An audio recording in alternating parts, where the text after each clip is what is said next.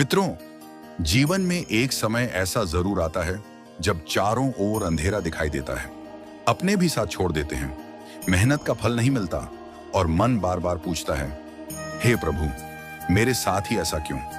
ऐसे ही कठिन क्षणों में श्री कृष्ण की अंतिम 5 नीतियां एक दीपक की तरह हमारा मार्ग प्रकाशित करती हैं।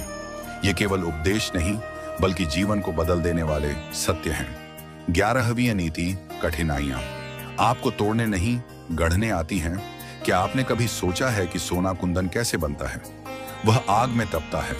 हीरा चमकने से पहले वर्षों तक धरती के भीतर दबा रहता है। उसी प्रकार महान व्यक्ति भी संघर्षों से होकर ही महान बनते हैं। जब जीवन में कठिन समय आए तो उसे अभिशाप मत समझिए।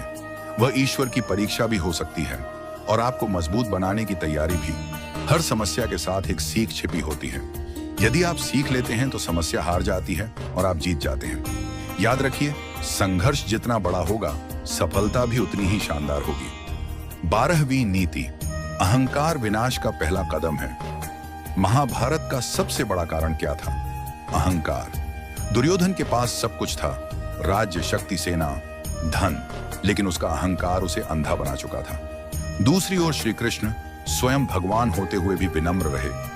यही सच्ची महानता है। फलों से लदा हुआ वृक्ष हमेशा झुकता है, खाली वृक्ष ही सीधा खड़ा रहता है। यदि सफलता मिले तो विनम्र रहिए, यदि सम्मान मिले तो और अधिक सरल बनिए, क्योंकि अहंकार इंसान को ऊपर नहीं उठाता बल्कि ऊंचाई से नीचे गिरा देता है। 13वीं नीति, अपने कर्तव्य से कभी पीछे मत हटो। जीवन में हर व्यक्ति का एक उद्देश्य होता है। किसी का कर्तव्य परिवार की रक्षा करना है, किसी का समाज की सेवा करना, किसी का ईमानदारी से अपना कार्य करना। श्री कृष्ण ने अर्जुन से कहा था, कर्तव्य से भागना समाधान नहीं है। आज बहुत से लोग कठिनाइयों से डरकर अपने सपने छोड़ देते हैं, लेकिन जो व्यक्ति अपने कर्तव्य पर अडिग रहता है वही इतिहास बनाता है। इसलिए परिस्थितियां कैसी भी हों, अपने कर्तव्य का मार्ग मत छोड़िए। 14वीं नीति, धैर्य ही सफलता का सबसे बड़ा रहस्य है। आज की दुनिया सब कुछ तुरंत चाहती है, तुरंत पैसा, तुरंत सफलता, तुरंत प्रसिद्ध, लेकिन प्रकृति हमें कुछ और सिखाती है। बीज बोने के अगले दिन फल नहीं मिलते, एक विशाल वृक्ष बनने में वर्षों लगते हैं। इसी प्रकार जीवन की बड़ी सफलताएं भी समय और धैर्य मांगती हैं। यदि आज मेहनत का परिणाम नहीं मिल रहा तो इसका अर्थ यह नहीं कि आपकी मेहनत व्यर्थ है। ईश्वर सही समय पर सही फल देते हैं, इसलिए कभी अधीर मत बनिए। धैर्य रखिए, मेहनत करते रहिए।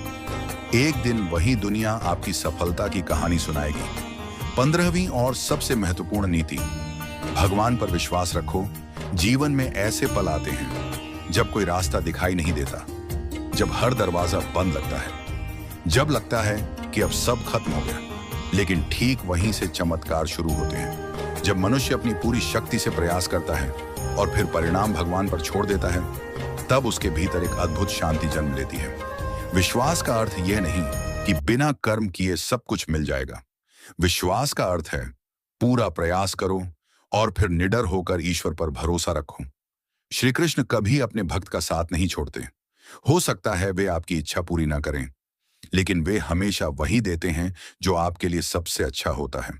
भावनात्मक निष्कर्ष, मित्रों, यदि आपने आज की इन 15 नीतियों को केवल सुना नहीं बल्कि अपने जीवन में अपनाने का संकल्प लिया, तो यकीन मानिए कुछ महीनों बाद आप स्वयं अपने भीतर बदलाव महसूस करेंगे।